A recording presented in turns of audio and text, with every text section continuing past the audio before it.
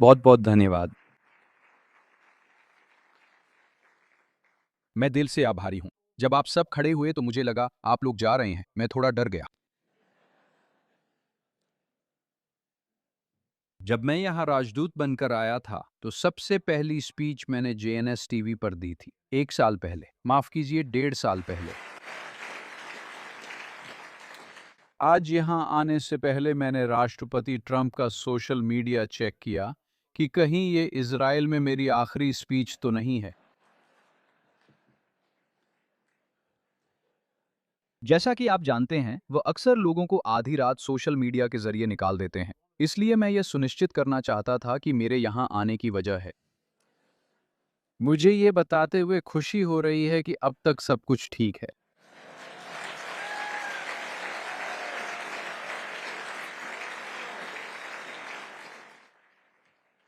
मुझे पता है कि अमेरिका और इजराइल के रिश्तों को लेकर काफी चिंता रही है। ये उन हफ्तों में से एक रहा है जब हम सब कुछ पढ़ रहे हैं और कह रहे हैं, ठीक है, हाँ।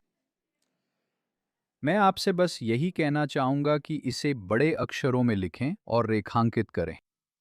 मैं ऐसा ही कहूंगा। इस पर ध्यान देने के लिए धन्यवाद। राष्ट्रपति ने जितनी बार और जितनी दृढ़ता से कोई भी व्यक्ति कोई बात कह सकता है, उतनी बार और उतनी दृढ़ता से यही कहा है कि ईरान के पास कभी भी परमाणु हथियार नहीं होगा। कि ईरान के पास कभी भी संवर्धित यूरेनियम नहीं होगा। कि ईरान अपने प्रॉक्सी, हिजबुल्ला, हमास और हूथियों को अपना समर्थन जारी नहीं रख पाएगा। एंड के संयुक्त राज्य अमेरिका और इजराइल के बीच अटूट संबंध है और ये आज भी सच है। कोई विश्व नेता नहीं है जिससे राष्ट्रपति प्रधानमंत्री नेतन्याहू से ज्यादा बात करते हों। ये रिश्ता सिर्फ दो राजनेताओं का नहीं है।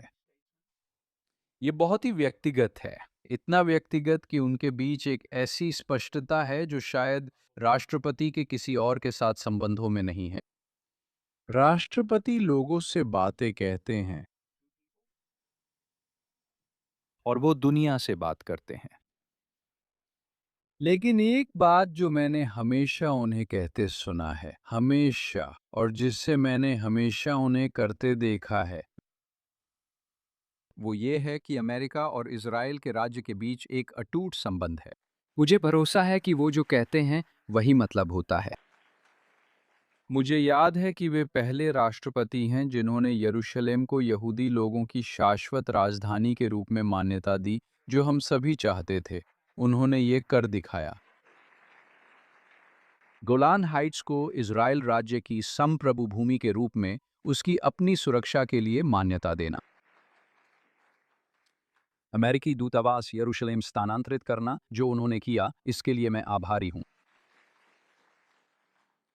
मैं यरूशलेम के बारे में असाधारण वीडियो देखकर और मेयर मोशे लियोन की बातें सुनकर बहुत रोमांचित हूं। मैं उन्हें सिर्फ यरूशलेम का नहीं बल्कि अपना मेयर भी मानता हूं, क्योंकि मैं यहाँ रहता हूं और वो अमेरिकी दूतावास के लिए और हमारी हर जरूरत के लिए एक शानदार साथी रहे हैं और इस शहर का नेतृत्व करने के लिए एक बेहतरीन इंसान है। और वैसे यह एक शानदार शहर है और दुनिया में ऐसा कुछ नहीं है। पिछले साल मैं 12 दिन की जंग के बाद प्रधानमंत्री के साथ वॉशिंगटन वापस आया था और वहां हमारी राष्ट्रपति और अमेरिकी टीम के साथ बैठकें हुई थी। और जब मैं वहां था, दो अलग-अलग मौकों पर मुझे इन हमास समर्थक पागल लोगों ने घेर लिया। एक बार शुरुआत में सिर्फ दो महिलाएं थीं। आखिर में करीब 20 लोग मुझे घेर कर चिल्ला रहे थे, शोर मचा रहे थे और माहौल थोड़ा असहज होने लगा था। आखिरकार कुछ डीसी पुलिस अधिकारी आए और मुझे वहां से ले गए। कुछ रातों बाद मैं ब्लेयर हाउस के रिसेप्शन से निकल रहा था और सड़क के उस पार वही हमास समर्थक पागल लोग मुझे पहचान गए।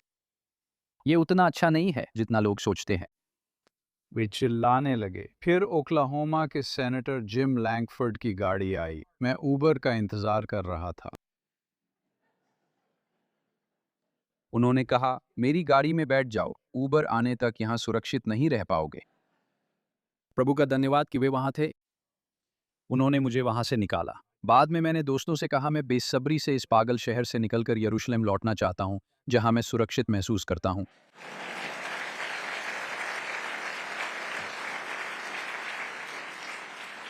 अब दिलचस्प बात यह है कि उन्होंने वही किया जो आपने किया। वे हंसे और उन्हें लगा कि ये कोई मजाक है।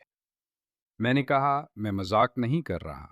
मैं इस पागल शहर से निकलकर यरूशलेम लौटना चाहता हूँ क्योंकि वहाँ सुरक्षित महसूस करता हूँ और सच में ऐसा ही है। और मैं आभारी हूँ कि मुझे इस शानदार शहर में रहकर अमेरिका का प्रतिनिधित्व करने का मौका मिला। और मैंने देखा है और मैं जानता हूं कि चिंता है। लेकिन दोस्तों, मैंने पिछले साल 12 दिन की जंग में देखा जब हर कोई सोच रहा था राष्ट्रपति क्या करेंगे, क्या वो हस्तक्षेप करेंगे। और फिर उस शनिवार की रात जब B-2 बॉम्बर्स अमेरिका से उड़कर सीधे फोर्डो और न्यूक्लियर डिपॉजिट्स तक गए और ऐसे बम गिराए जैसे दुनिया ने पहले कभी नहीं देखे थे, हमें पता चल गया कि वो क्या करेंगे। इस साल की शुरुआत में जब ये स्पष्ट हो गया कि ईरानी अपनी परमाणु क्षमता को फिर से बनाने और हमारे खिलाफ 47 साल से जारी खतरे को जारी रखने के इरादे में हैं। जब मैं हम कहता हूं तो मेरा मतलब आप और अमेरिका है। ये हमेशा से इज़राइल मुर्दाबाद, अमेरिका मुर्दाबाद रहा है। मैं 1979 में शादीशुदा था, मेरे बच्चे थे और मुझे ये याद है।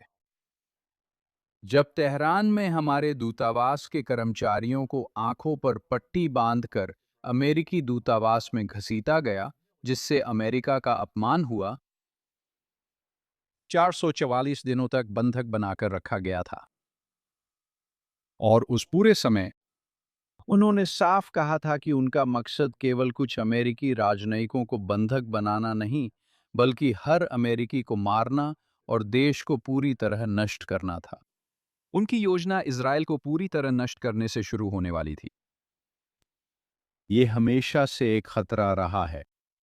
अमेरिकियों को ये बात समझ में ना आए, लेकिन वो खतरा सिर्फ इज़राइल के लिए नहीं है, वो हर अमेरिकी के लिए भी एक खतरा है। इन 47 वर्षों में उन्होंने सैकड़ों अमेरिकियों को मारते हुए अक्सर अपने प्रतिनिधियों के जरिए खतरे को धीरे धीरे अंजाम दिया है। अधिकतर हिजबुल्लाह ही रहे हैं। और मैं उम्मीद करता हूं कि कोई भी एक पल के लिए भी ऐसा कभी ना सोचे ही ऐसा है। ईरान अपने प्रॉक्सी पर कुछ नियंत्रण बनाए रखना चाहता है क्योंकि इसी तरह वो अपने आतंक नेटवर्क को सबसे ज्यादा नुकसान पहुंचाने में सक्षम बना सकता है। आइए स्पष्ट रहें। ईरानी खतरे का सबसे अच्छा समाधान तब होता है जब स्रोत पर ही नल बंद कर दिया जाए और अब और कोई ताकत हिजबुल्लाह, हमास या हूथियों तक न पहुंचे। यही वजह है कि ईरान के साथ चुनौती है। अगर शांति ला सकें तो अच्छा होगा। लेकिन आज दोपहर भी राष्ट्रपति ने ईरानियों को बहुत स्पष्ट संदेश दिए हैं कि अगर वे सोचते हैं कि संयुक्त राज्य अमेरिका झुक जाएगा और हार मान लेगा और उन्हें उनकी मर्जी करने देगा, तो उन्होंने ये स्पष्ट कर दिया है कि वो क्या करेंगे। और जो उन्होंने कहा वही शब्द हैं जो मैं ऐसे शब्दों का कभी इस्तेमाल नहीं करता, न निजी तौर पर न सार्वजनिक रूप से।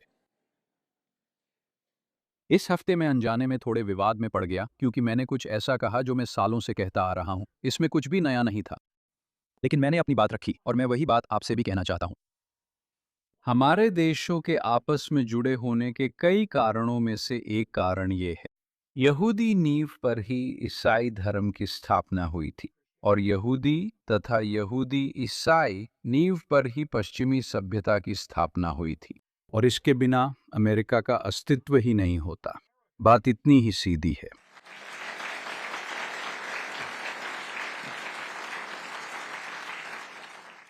दुनिया भर से लोग मेरी तीखी आलोचना कर रहे थे और कह रहे थे तुम ऐसा कहने की हिम्मत कैसे कर सकते हो। मैं कहता तुम्हारी हिम्मत कैसे हुई इतिहास में फेल होने की।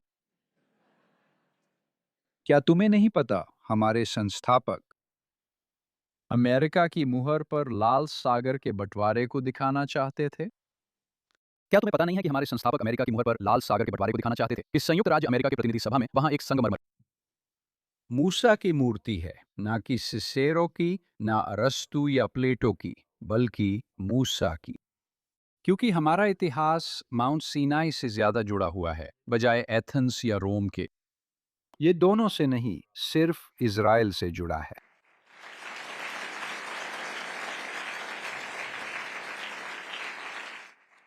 यहूदी लोगों की 3,800 साल की निरंतरता, जब से भगवान ने अब्राहम से कहा था, मैं तुम्हें एक महान जाति बनाऊंगा और तुम्हारे माध्यम से दुनिया को आशीर्वाद मिलेगा। जब हमारे संस्थापकों ने इसे समझा तो उन्होंने इसे इस तरह से समझा कि हमारे स्वतंत्रता घोषणा पत्र में भी हमने बहुत स्पष्ट कर दिया कि हमारे अधिकार सरकार से नहीं आते, वे भगवान से आते हैं, वे सृष्टिकर्ता से आते हैं। और उन्हें ये विचार कहाँ से मिला? उन्हें ये विचार यरूशलेम के इसी शहर से मिला था। उन्हें ये विचार उस निरंतर इतिहास से स्पष्ट रूप से मिला जिसमें यहूदी लोग भगवान से जुड़े रहे और दुनिया के लिए एक प्रकाश बने रहे। और मैं चाहता हूं कि इसमें कोई गलतफहमी ना हो। अमेरिकियों को, चाहे वे इसे समझें या नहीं, भगवान का आभारी होना चाहिए, यहूदी लोगों और उस नींव के लिए जिस पर स्वतंत्रता और व्यक्ति की पवित्रता की स्थापना हुई थी, क्योंकि यही वो चीज है जो हमारे मूल्यों को तानाशाही और निरंकुशता के मूल्यों से अलग करती है। मैं उसका हिस्सा नहीं बनना चाहता। मुझे स्वतंत्रता पसंद है और उसका दिल, आत्मा और उत्पत्ति यहीं इस धरती से आई है। हमें इसके लिए कभी माफी नहीं मांगनी चाहिए।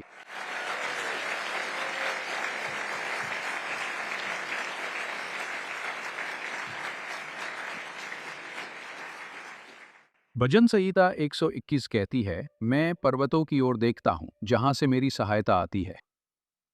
मेरी सहायता प्रभु से आती है। जब लोग कहते हैं कि इज़राइल नष्ट हो जाएगा, तो मैं सोचता हूं कि वे समझते नहीं हैं, है ना? कि ये किसी भी इंसान, किसी भी देश या इस धरती की किसी भी सेना के हाथ में नहीं है।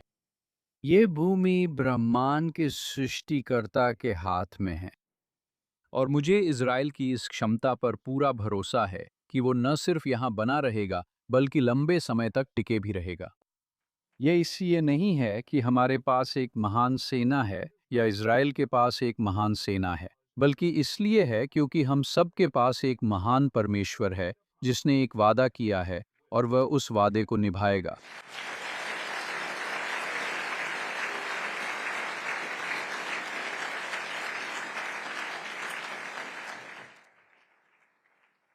जब मैंने शुरू किया, मैंने साइड में एक महिला को देखा जिनके पास रुकिए लिखा बोर्ड था